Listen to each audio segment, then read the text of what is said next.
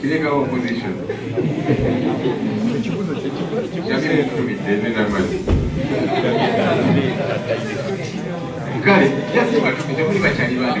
Waliwo ekibuuzo kino batugambye omukolo gw'e Masaka nga 21 gundi yo yazze invitation yo yazze onoobeerayo era n'omukulu onoomukubiza principal n'abeerayo Kuba twayitiddwa. Kubanga wayitiddwa. Okay, so there was a reward. Okay, man, finally. We understand. You may know Uganda. Can't get a mass.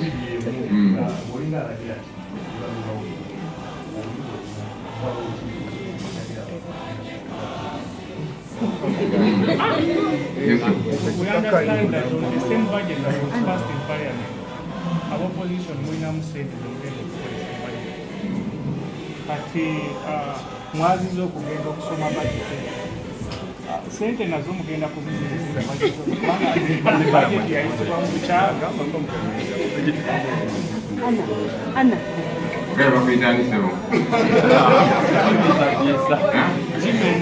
Muhumuza. Maybe how is it?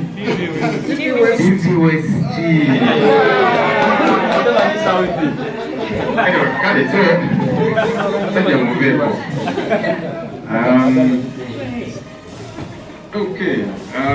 If opposition MPs are also summoned, but you see, we in the opposition, and particularly the party that I belong to, we were one of those who made the first alarm and took the first action against one of our own. Corruption is corruption. Even if you belong to the opposition, which I lead here in Parliament, even if you belong to my political party, we are not going to cover up for anybody. All right? Corruption must be addressed squarely, regardless who. The Guru sitting, as I did say, and I wrote to the speaker, she has not written back to me yet on that one. Because I wrote to her asking, so you have made this pronouncement about the Guru city. How did it come to be? And when I wrote to her at the State of the Nation address, I did hear her say, we thank the President because he approved the sitting. But Sam 7 is not the Parliamentary Commission.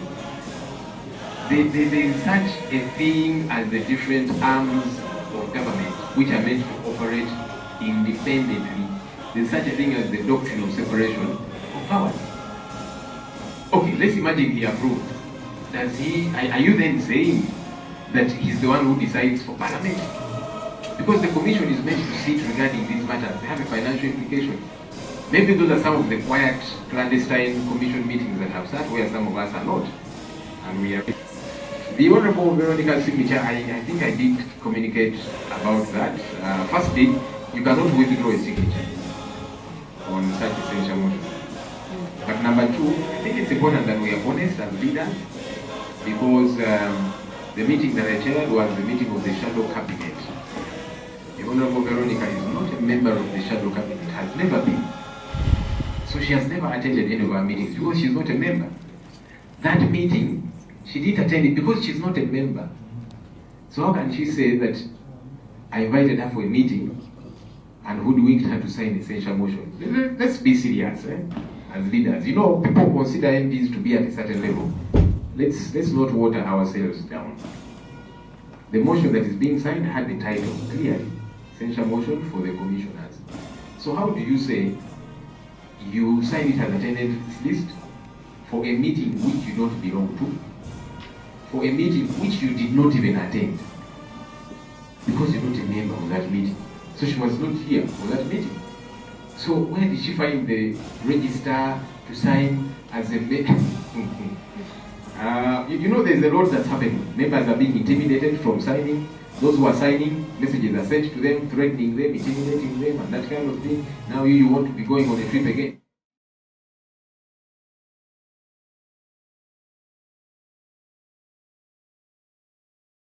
Like now, you have signed what you knew was the censure motion, but because they've intimidated you, you're trying to jump out of it, but in a shabby way. You end up messing yourself up a lot. What happens to those that have not signed? Members of Parliament are expected to take decisions. They can consult.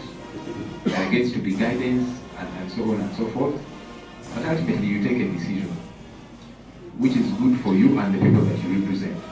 Our hope is that our colleagues will listen to the voices of the people whom we represent and what they are saying, because we are not here on our own.